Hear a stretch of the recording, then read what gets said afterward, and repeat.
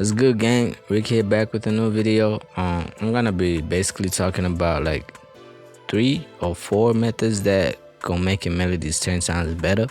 Feel me? The first thing we're gonna talk about is like relative scales. These are basically scales that share like similar properties, like they share the same notes in their scales. So I'm no music theory geek, bro. That's the only way I can explain it. So what I'm basically saying is that you can have a scale in the you can have a key in the minor scale and a key in the major scale, but they share the same notes in that scale. So regardless what notes you play in each of those scales, they're gonna sound cohesive.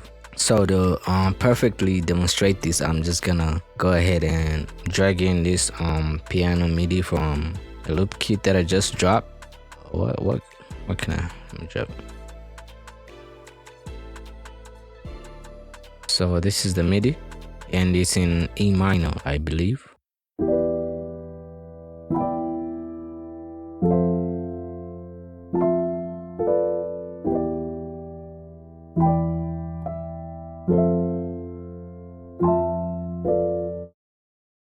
We know that it's in E minor, right? The relative scale of a minor is a major 3 semitones up.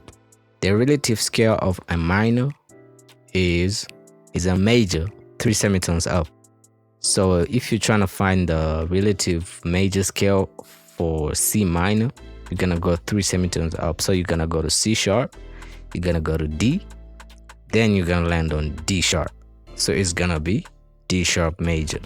In our case, we have E minor. So we're gonna go to F, F sharp, G. So our relative major scale here will be a G major. You feel me?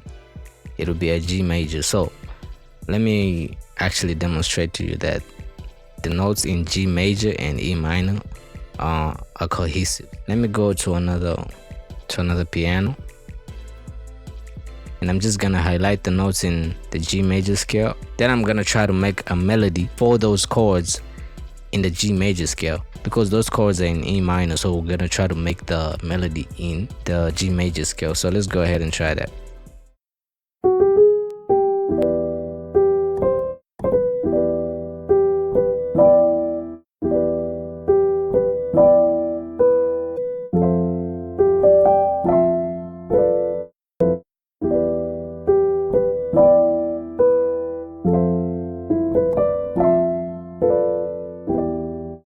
It's the same for the opposite. If you wanna find the relative minor for a major scale, you're gonna have to go 3 semitones down. If for this case we wanna find the relative scale for the G major scale, we're gonna go down to F sharp, F, then E minor. So that would be our relative minor scale. So it's useful to know. Yeah, so that's on relative scales. So the next method is layering your instruments. So this is a great way to like make your melody sound full without actually like complicating it with more.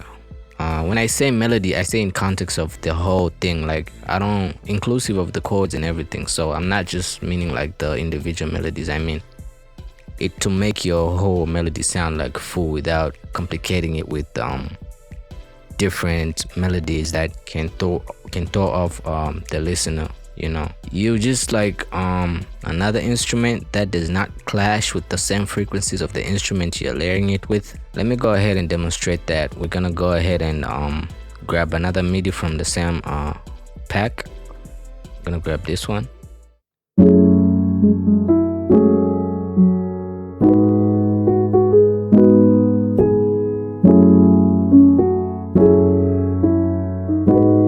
Okay, so it sounds really good. So, but what you're gonna notice is that the chords and the counter melody or the top melody are in one MIDI. So it sounds great, yeah, but like I just want to like emphasize those counter melodies that are being like overshadowed by the chords. So what I can do is use different instruments, not to make another melody, but to emphasize the same melody. So I would basically play the same notes but with different instruments. So let me go ahead and do that. So this is the melody just by itself with the piano.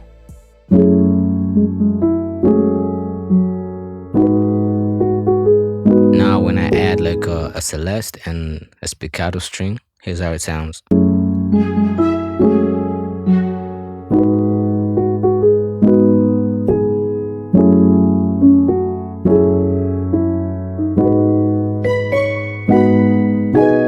See how I did not overdo it? I didn't just grab everything from that, like the melodies from the piano.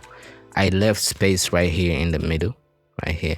So you do not want to overdo it just cause it's the whole melody. You don't have to like layer the whole melody. You can just like leave space for other instruments to fill in the blank. So that's layering instruments. So layer your instruments, layer your sounds, anything, just layer it. So that brings us to our third tip, chord progression rhythm. So what I mean is like you gotta switch up your chords sometimes. Just don't just be using the basic chord progression bounce or rhythm where you just place everything in like, I don't know, 4 bars, then you take it to the next bar, half a bar, you put another chord. Sometimes don't snap your chords to any grid, just like go with the flow, you feel me? Just switch up the rhythm of your chords, man. So to demonstrate this, I got a chord progression pulled up here.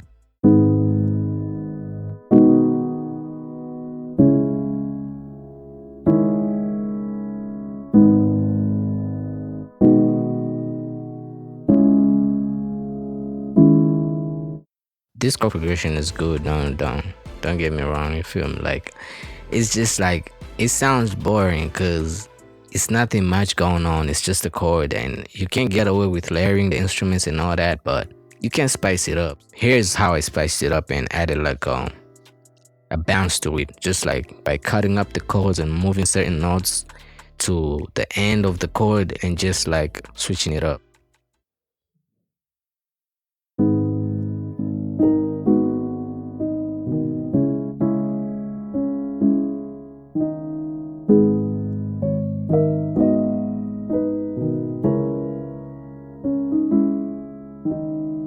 Yeah, so that's on chord rhythm, chord progression rhythm. A bonus tip, make sure you have the right sound selection. Like don't be choosing sounds that don't fit a style that you're making just cause you want to use the sound, or I don't know. At the end of the day, no rules in music, man. Do what you want, but certain sounds fit certain styles. So it's not a rule, but it's just like, come on, you cannot use like a I don't want to say it, bro.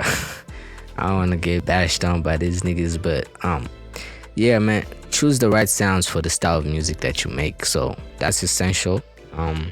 If you do not have good VSTs, hook up like a Splice membership. I believe they give some plugins on like a subscription base. But if you cannot even like do that, I'd suggest you just like go for one shots. Like use one shots if you can. Use stock sounds. Why am I even going to one shots before stock? Go stock sounds are the best if you can finesse your way into stock sounds. So finesse your way into stock sounds. If you sound good with stock sounds, you're gonna sound better on anything else, bro. Like hone your skills with what you have. So use stock sounds. Use one shots. I think I have a free one shot kit. I'm gonna link it down in the description.